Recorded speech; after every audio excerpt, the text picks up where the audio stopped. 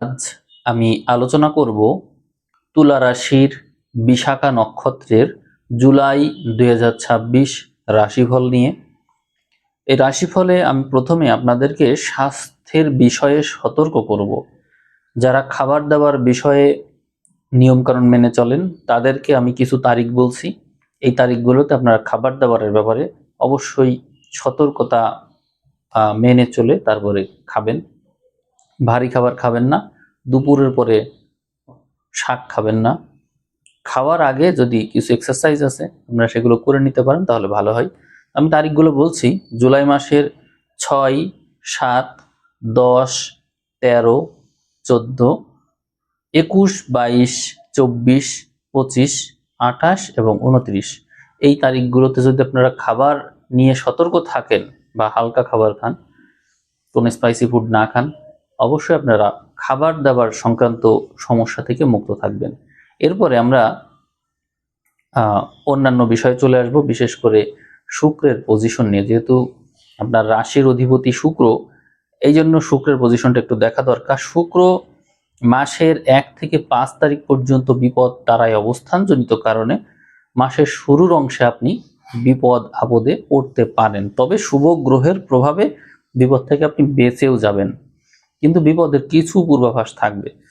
এই ক্ষেত্রে আমরা পরবর্তীতে দেখতে পাই শুক্রকে হেমতারায়, যেখানে শুক্র কেতু যুক্ত হয়ে গেল, এখানে আমরা দেখতে পাই। এবং ফলে এখানে আপনারা যে কোনো কিছুই করতে গিয়ে একটু সংগ্রাম সংঘর্ষ করবেন এমনটা এখানে দেখাই। তো সেক্ষেত্রে আমরা সিংহতে যেহেতু শুক্রের সাথে কেতুর সংযোগ পাই, সেক্ষেত্রে যে কোনো কিছু অর্জন করতে আপনার একটু পরিশ্রম হবে। এবং সাধারণত ইনভেস্টমেন্ট থেকে এখানে লাভ দেখাই। তারপরে হচ্ছে অনেক সময় থাকে বিপরীত লিঙ্গের মানুষ, কার সাথে আপনার সম্পর্ক ভালো, তাদের কাছ থেকে আপনি অর্থ নিচ্ছেন, সহযোগিতা নিচ্ছেন, এ ধরনের ক্ষেত্র থেকেও অর্থপ্রাপ্তি যোগ নির্দেশ করে, বা কোনো গিফট পাওয়া, এ ধরনের বিষয়াদি নির্দেশ করে।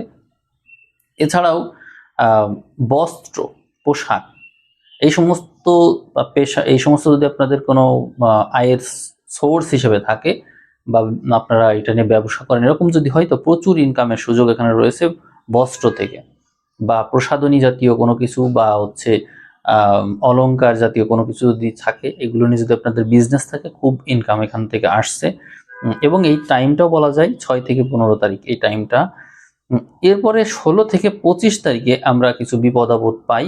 এই ক্ষেত্রে আপনারা বিপরীত লিঙ্গের মানুষ থেকে 16 থেকে 25 তারিখ অবশ্যই সাবধান থাকবেন।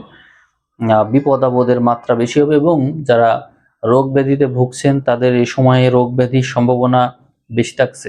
আমি আপনাদেরকে যে স্বাস্থ্যের ব্যাপারে সতর্ক করলাম, সেই ক্ষেত্রে তার মানে 14, 21, 22 এবং 24 তারিখ, এই তারিখগুলো কিন্তু আপনাদের জন্য বিপজ্জনক হয়ে দাঁড়ালো। সেক্ষেত্রে আপনারা খাবার দাবারের ব্যাপারে অবশ্যই সচেতন থাকবেন। এবং এই ক্ষেত্রে হজম সংক্রান্ত সমস্যা, পেটের সমস্যা এবং গুপ্ত ব্যাধি এবং সমস্যার কোনোভাবেই নিরাময় হচ্ছে না, এ ধরনের প্রবলেম কিন্তু আপনারা ফেস করতে পারেন। আমরা 26 থেকে 31 তারিখে শুক্রকে সাধক তারায় দেখতে পাবো। ফলে শুক্রের অবস্থান এখানে আমরা ইতিবাচকভাবেই ধরবো, অর্থাৎ কোনো কিছু পাওয়ার জন্য মাত্রাতিরিক্ত শ্রম দেওয়া, লেগে থাকার মানসিকতাকে নির্দেশ করে মূলত শুক্র এখানে। তো এটি পজিটিভ, আপনারা লেগে থাকতে জানবেন। অর্থাৎ এক্ষেত্রে আমরা দেখতে পাই যে শুক্র এই মাসে বিপদ তারা থেকে সাধক তারা পর্যন্ত যাবে, এবং এক্ষেত্রে নানা রকমের বিচিত্র অভিজ্ঞতা মধ্য দিয়ে আপনি আসলে শুক্রের সাপেক্ষে সময় পার করবেন। আমরা নক্ষত্র সাপেক্ষে যদি দেখি, আপনার মূল নক্ষত্র সাপেক্ষে, সেটি হলো বৃহস্পতি। বৃহস্পতি শুরুতে আমরা বৃহস্পতিকে পুষা নক্ষত্রে দেখতে পাবো। তো সেখানে বৃহস্পতি মূলত আপনার নবতারা চক্র অনুসারে সম্পদ তার অবস্থান করবে।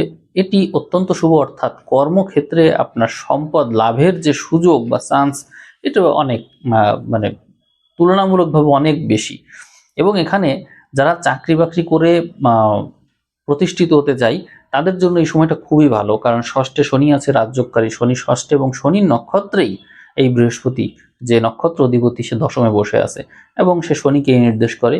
এই জন্যই আর কি এই বিষয়টা শুভ হচ্ছে। এবং বৃহস্পতির দৃষ্টিও শনির উপর আছে, এবং এই বৃহস্পতির দৃষ্টি আবার চতুর্থেও আছে, শনির উপরেও আছে। তো এগুলো মিলায় মানে মিলাতে গেলে আমরা দেখতে পাই যে শনি এবং বৃহস্পতি এই দুই গ্রহ মিলে এমন এক সংযোগ সৃষ্টি করে রেখেছে যা আপনার জন্য কর্মক্ষেত্রে অত্যন্ত শুভত্ব নিয়ে আসছে। অতএব আপনারা চাকরি বাকরির চেষ্টা করবেন। এখন যদি বলেন যে সরকারি চাকরির যোগ আছে কিনা, তো আমরা দশমেই রবিকে দেখতে পাই। এই জন্য মাসের 16 তারিখের পর থেকে সরকারি চাকরির যোগটা অত্যন্ত শক্তিশালী হয়ে উঠলো। আর এছাড়াও আপনি যদি মাসের প্রথম 15 দিনের দিকে যান, তো সেখানে নবম ঘরে রবির অবস্থান আপনার জন্য সৌভাগ্যের সূচক। অর্থাৎ আপনি চাকরি ক্ষেত্রে ভাইবা দিতে গেলে উচ্চপদস্থ কর্মকর্তা বা কর্তৃপক্ষ যারা থাকবে তাদের সুদৃষ্টি আপনি লাভ করতে পারবেন। এখানে আমরা পুরো মাস জুড়েই গ্রহর যে অবস্থান দেখি তাতে ষষ্ঠে শনি, অষ্টমে মঙ্গল, এই দুটো গ্রহকে এরকম পাই। আর তাছাড়া বাকিগুলো ভালো অবস্থানে আছে, যেমন রাহু পঞ্চমে আছে। সেক্ষেত্রে আপনার টেকনিক্যাল নলেজ অর্থাৎ বুদ্ধিভিত্তিক দিক থেকে আপনি অনেক বেশি কৌশলী হয়ে কাজ করতে পারবেন, এই বিষয়টা অত্যন্ত শুভ থাকছে।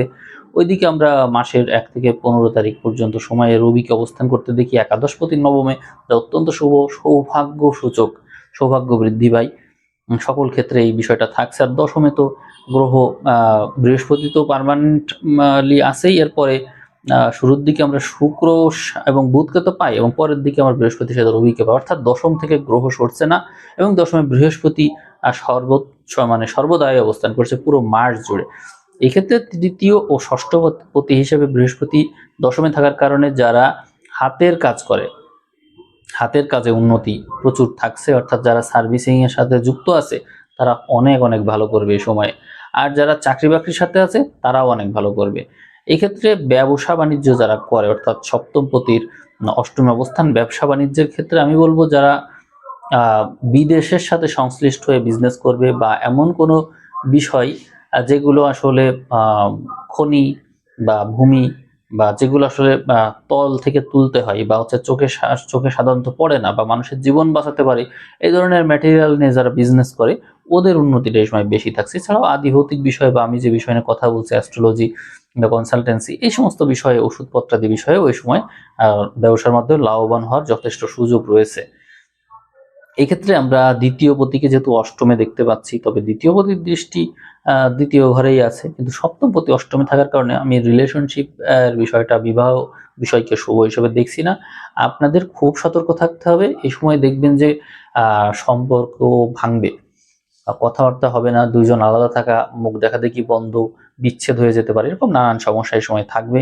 তবে মধ্যস্থতার মাধ্যমে হয়তো সমস্যার সমাধান হতে পারে, কিন্তু প্রবলেম হবে, এটা মানে টোটালি করে বলা যায় আপনাকে, মানে খুব শিওর করে বলা যায় যে এই ধরনের ঘটনা ঘটবে। এক্ষেত্রে আমি তারপর আপনাদেরকে একটু মার্ক করে দিতে পারবো যে ঠিক কোন টাইমে এই প্রবলেমগুলো হবে।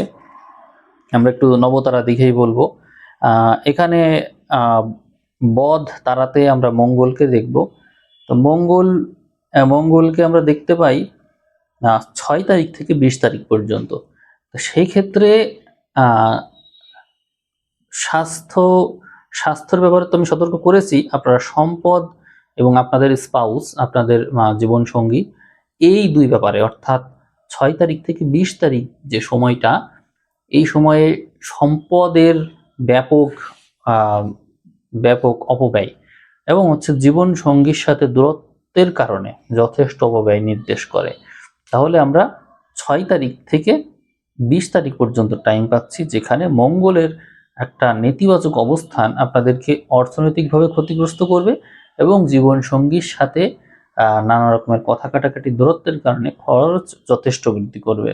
এটা একটা বিপদ নির্দেশ করে। তো সেক্ষেত্রে আমরা যদি শুক্রকে দেখি, শুক্রের সাথে কেতু যুক্ত এবং সপ্তমপতি অষ্টম, এটা কিন্তু বিচ্ছেদকেও নির্দেশ করে। অতএব এই ব্যাপারে আপনাদের সতর্ক থাকতে হবে কথা বলার ক্ষেত্রে, যাতে ভুল বোঝাবুঝি না হয়। আমার ধারণা এই ক্ষেত্রে ফিজিক্যাল রিলেশনটা না হওয়া, বা একজনের সাথে আর একজনের বা ভুল বোঝাবুঝি থাকা, বা হচ্ছে কানেকশনটা ঠিকমতো না হওয়া, একজন আর একজনকে ঠিকমতো বুঝতে না পারা, বা হচ্ছে প্রসাধনী বা হচ্ছে অলংকার, এই সমস্ত নিয়ে, বা হচ্ছে কিছু জিনিস থাকে যেগুলো বিনোদন সংক্রান্ত, পোশাক আশাক এরকম থাকে যেগুলো পছন্দ হয়েছে কিন্তু কিনতে পারছি না, বা কোনো ড্রেস বা কোনো আসবাবপত্র, মানে যেগুলো খুব যে প্রয়োজন না হলে হচ্ছেই না এরকম না, যেগুলো আসলে পছন্দের সাথে সম্পর্কিত বিষয়, এরকম বিষয় নিয়ে ঝগড়াঝাটি হয়ে দুজনের ভিতরে কথা কাটাকাটির জেরে কিন্তু বিচ্ছেদ হয়ে যেতে পারে পরবর্তীতে, এবং এটা আপনাকে বিপদের দিকে নিয়ে যেতে পারে।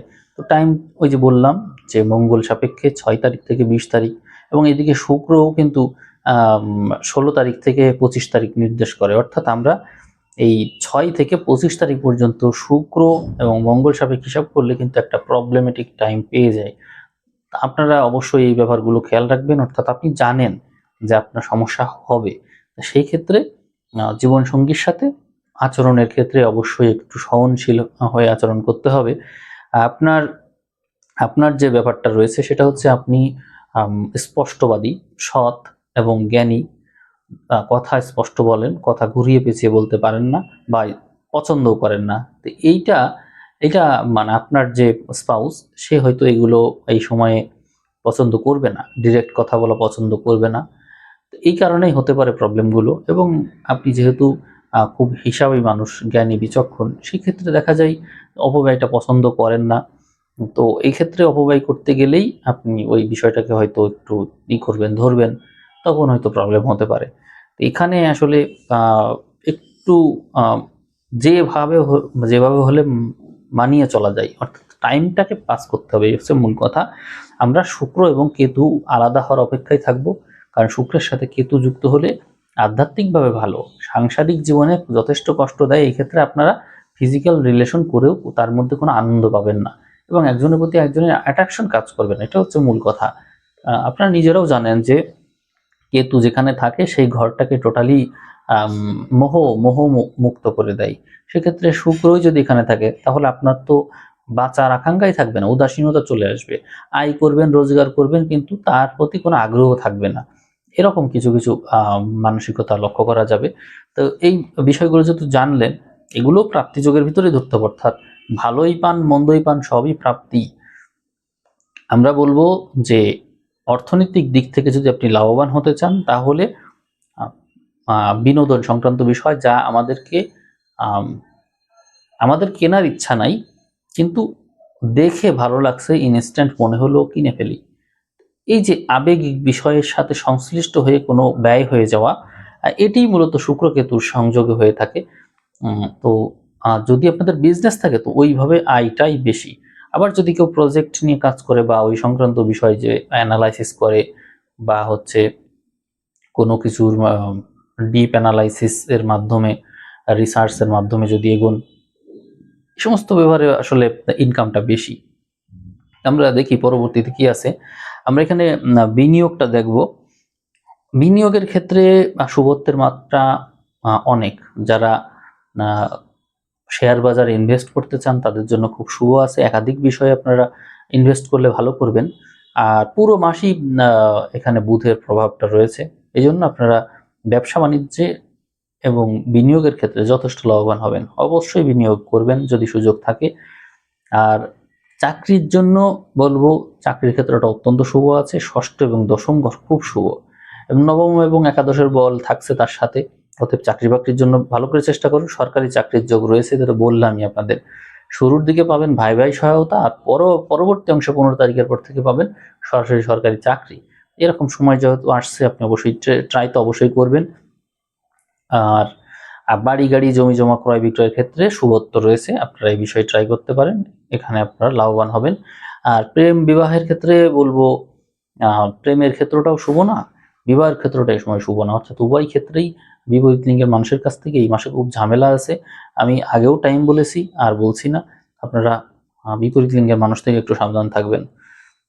এদিকে বিচ্ছেদের সম্ভাবনা রয়েছে, আপনারা যদি ট্যাকেল দিতে পারেন তো ভালো। সন্তানের ক্ষেত্রে সন্তান নেওয়ার জন্য জুলাই মাসের 15 তারিখ পর্যন্ত আমি টাইম রাখবো, এর ভিতরে যদি সন্তান নিয়ে ফেলতে পারেন ভালো।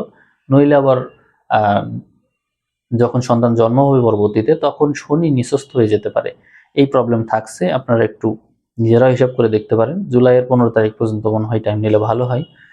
আর এদিকে বিদেশ ভাগ্য, এদিকে আমরা শুভত্ব দেখতে পাই বিদেশ ভাগ্যে। নবমপতি নবমেই আছে, আবার একাদশপতির সাথে কানেকশন ছিল, এই জন্য বিদেশ ভাগ্য শুভ আছে। উচ্চশিক্ষার উদ্দেশ্যে বা হচ্ছে হায়ার ডিগ্রি নেওয়ার জন্য বিদেশ যাওয়াটা শুভ আছে। আর এদিকে ভাড়া সংক্রান্ত বিষয় আপনাদেরকে বলেছি ইতিমধ্যেই। যে ফাড়া আছে, এদিকে আপনাদের যে রাজ্যকারী গ্রহ শনি সে সারা মাস ধরে বিপদ দ্বারায় অবস্থান করবে, এই জন্য একটা বিপদের সম্ভাবনা সবসময় থাকছে।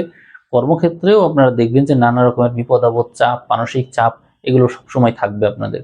মানে ফ্রি না, কোনো সময় একটু ফ্রি হতে পারছেন না, সবসময় একটা চাপে আছেন, এগুলো ঘটবে। পড়াশোনার ক্ষেত্রে ছাত্রছাত্রীরা, শিক্ষার্থীরা বা হচ্ছে যারা পরীক্ষা দিবে তারা খুবই ভালো করবে এই ক্ষেত্রে, এটা নিয়ে কোনো সমস্যা নেই, পরীক্ষার ফলাফল ভালো হবে।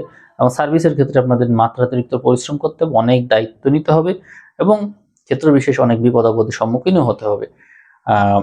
ঋণ নেওয়ার সম্ভাবনা এই সময়ে রয়েছে।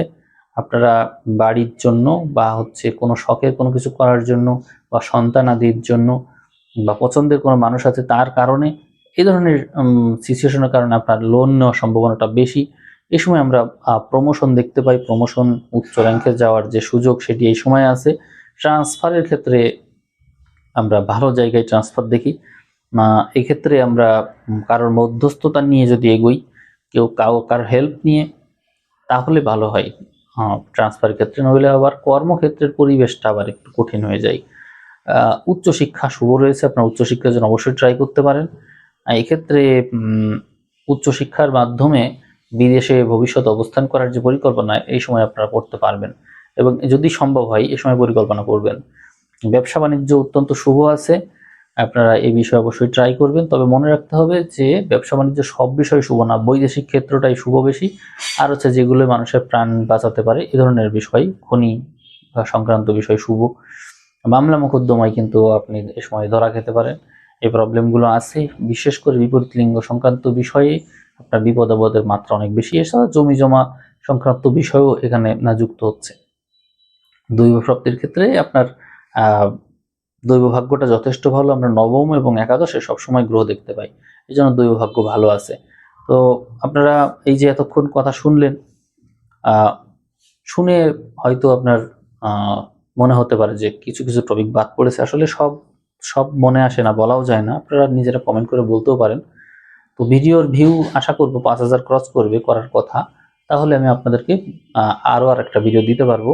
ইতোমধ্যেই আমার প্ল্যান রয়েছে, যেহেতু আপনাদের এই কিরোমণি নিবাসের যে ভিডিওটা দিয়েছি ওটা 5000 ক্রস করে গিয়েছে, আর একটা ভিডিও আপনারা খুব শীঘ্রই পাবেন। তো সবশেষে আমি বলবো যে এই সময়টা হচ্ছে মাথা ঠান্ডা রাখার সময়, বড় ধরনের অপরচুনিটি পাওয়ার সময়। এ সময় যেন মুড সুইং না করে, আপনাদের এই সুযোগকে যদি আপনারা কাজে লাগাতে পারেন, ভালোভাবেই লাভবান আপনারা হবেন।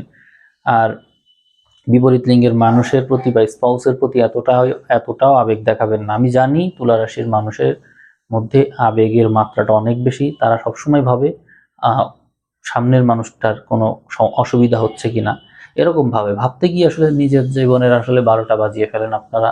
কিন্তু আমি বলবো এই সময় একটু লজিক্যালি চিন্তা করেন, আবেগকে বাদ দিয়ে লজিক্যালি চিন্তা করেন, কার কি হলো না হলো এই বিষয় বাদ দিয়ে আগে চাকরি বাকরির চেষ্টা করেন, স্বতন্ত্র হন, নিজের পায়ে দাঁড়ান, স্বাবলম্বী হন, এটি সবার আগে জরুরি।